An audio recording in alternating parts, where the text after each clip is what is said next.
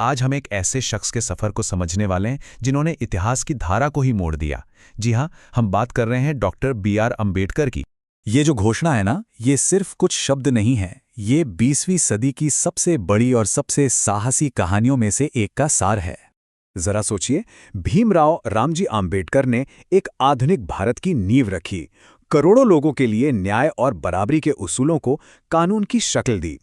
लेकिन उनकी कहानी की शुरुआत होती है एक ऐसी हकीकत से जो दिल दहला देती है।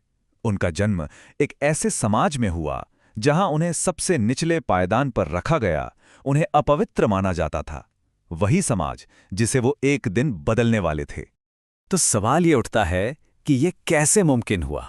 कैसे एक इंसान जिसे समाज ने हर कदम पर दबाया, वो आधुनिक भारत का निर्माता बन गया? चलिए इसी सफर को समझते हैं। उनकी कहानी में कई झटके हैं और हर झटका उन्हें अजीब तरह से और ऊपर ले जाता है। आम्बेडकर की यात्रा शुरू होती है एक ऐसी अकादमिक उड़ान से जो उन्हें अपने घर की कड़वी सच्चाइयों से बहुत दूर, 7 समंदर पार ले गई। उनकी बुद्धि कमाल की थी। इसी के दम पर उन्होंने दुनिया के सबसे बड़े संस्थानों कोलंबिया यूनिवर्सिटी और लंदन स्कूल ऑफ इकोनॉमिक्स से डिग्रियां हासिल की। अपनी पृष्ठभूमि से आने वाले किसी भी इंसान के लिए ये एक ऐसी उपलब्धि थी जिसके बारे में कोई सोच भी नहीं सकता था। लेकिन जब वो इतनी डिग्रियां लेकर भारत लौटे तो उन्हें एक बहुत बड़ा झटका लगा। बड़ौदा रियासत में सबसे पढ़े लिखे इंसान होने के बावजूद अस्पृश्यता की क्रूर हकीकत उनका इंतजार कर रही थी। ये जो हुआ ना, ये कुछ वैसा ही था जैसा महात्मा गांधी के साथ दक्षिण अफ्रीका में ट्रेन में हुआ था। और गांधी जी की ही तरह ये अपमान आम्बेडकर की जिंदगी का एक बड़ा टर्निंग पॉइंट साबित हुआ, जिसने उनके भविष्य का रास्ता हमेशा के लिए बदल दिया। लेकिन यहीं से कहानी बदलती है। इस अनुभव ने उन्हें तोड़ने की जगह और मजबूत बना दिया। उन्होंने नौकरी छोड़ दी और ठान लिया कि अब अपनी पूरी जिंदगी इस व्यवस्था से लड़ने में लगा देंगे।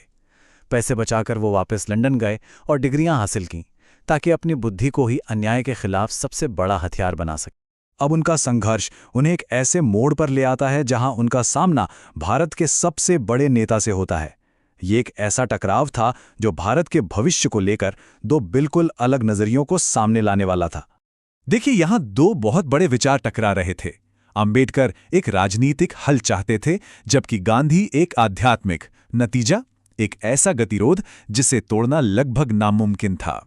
आखिरकार उन्हें झुकना पड़ा, और ये सिर्फ एक राजनैतिक हार नहीं थी, ये एक ऐसा मोड़ था जिसने उन्हें यकीन दिला दिया कि बराबरी के लिए जो रास्ते मौजूद हैं वो असल में बंद हैं। और इसी निराशा से जन्म हुआ उस ऐतिहासिक ऐलान का जो उन्होंने 1935 में किया। एक ऐसा वादा जो उनकी बाकी जिंदगी की राह तय करने वाला था। लेकिन कहानी यहां खत्म नहीं होती। पिछली हार के बावजूद अंबेडकर का सफर उन्हें सीधा सत्ता के केंद्र तक ले गया, जहां वो एक नए देश का कानूनी ढांचा तैयार करने वाले थे। भाषा की लड़ाई भी बहुत जरूरी थी। उन्होंने गांधी जी के दिए शब्द हरिजन की जगह दलित शब्द को अपनाया। दलित का मतलब है कुचला हुआ। ये शब्द सिर्फ एक नाम नहीं था, बल्कि ये उस समाज के दर्द और आत्मसम्मान की चाहत का प्रतीक था। और फिर आया वो मौका जब वो भारत की किस्मत लिखने वालों में से एक बने। संविधान की ड्राफ्टिंग कमेटी के चेयरमैन के तौर पर उन्होंने अपने सारे आदर्शों को देश के सबसे बड़े कानून यानी संविधान में शामिल कर दिया। ये सिर्फ शब्द नहीं थे, ये एक नए भारत की नींव थे।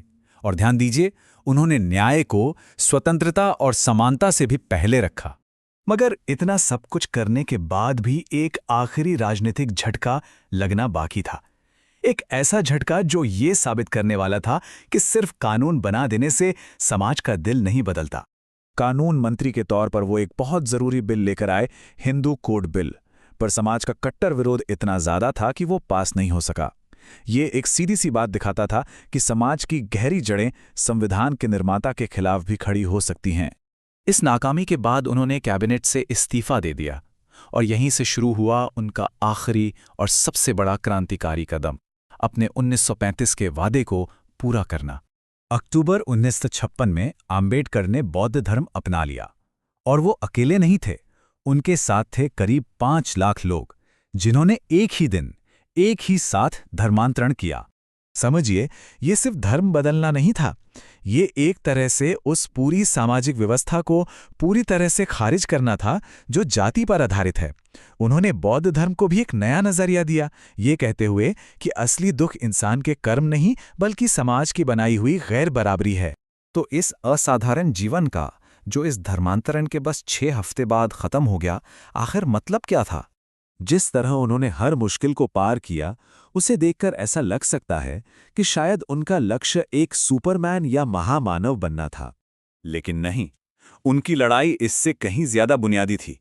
ये लड़ाई किसी सुपरमैन बनने की नहीं, बल्कि सिर्फ और सिर्फ इंसान माने जाने के हक की थी। एक ऐसी पहचान जिसे कोई छीन न सके। यही उनकी पूरी जिंदगी का संघर्ष था।